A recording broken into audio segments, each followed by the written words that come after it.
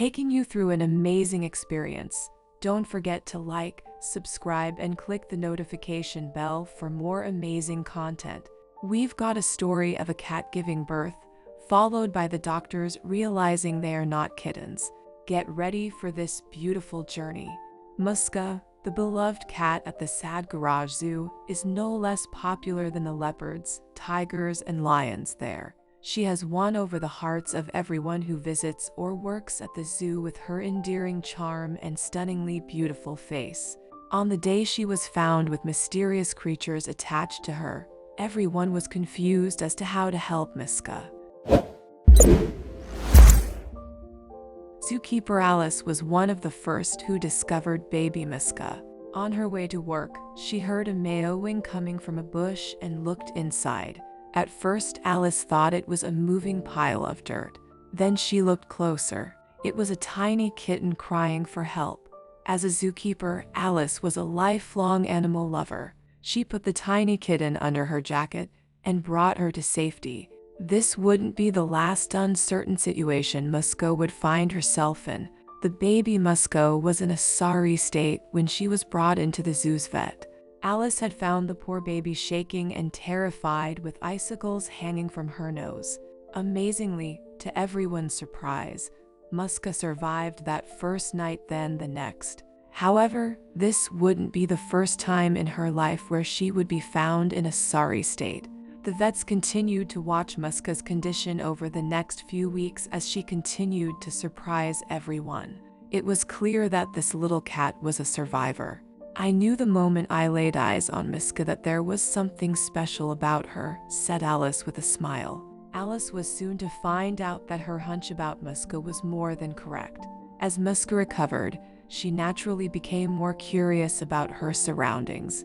This worried the staff at the zoo, as she could at any moment become dinner for something much bigger than her if she wandered into the wrong enclosure. Alice and the keepers did their best to keep Muska indoors, but inevitably curiosity got the better of the cat and she slipped out. However, they never expected her to come back like this. I love that cat with all my heart. When she went missing, I felt like a part of me died, said Alice emotionally. We spent 2 straight days looking everywhere for her, and we just couldn't find her anywhere. Poor Alice, after discovering baby Muska and saving her life, losing her would be heartbreaking. The state that she found Muska in would leave Alice shocked to the core. As cool as a cucumber, Muska arrived back to the door of the keeper's office and paused at the door to be let in. Alice couldn't help herself. She burst into tears on the spot. Her baby had come home. However, what her baby had been up to while she was away would change Alice's opinion of Muska forever. Muska was always an energetic, fun, and playful cat, but something about her had changed since she went missing. She was lethargic and slow, choosing to lie around napping rather than play with the keepers. Alice was suspicious. What exactly had Muska been up to when she went missing? Alice was about to find. When Muska went missing for a second time, Alice was not worried. She had made her way home before and she could do it again. She was a smart cat and Alice trusted her. However, when heavy rains and storms began, Alice began to worry about Muska, especially now that she appeared to be sluggish and sick. She decided to go out and look for her. She patrolled the zoo grounds, and then she heard it, a faint meowing coming from a bush just like the first time she found her. Alice peered into the bush and could not believe what she saw in front of her. Alice marveled the sight of her dear Muska, with not only a litter of kittens, but a clutch of baby hedgehogs. All of the youngsters were suckling at Muska despite their spikes.